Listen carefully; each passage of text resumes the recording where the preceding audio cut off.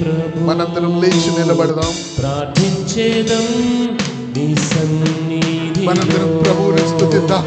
ఈ స్థలము నీ మహిమతో నింపుము, నీ చిత్తమే ఇలా నెరవేర్చుము.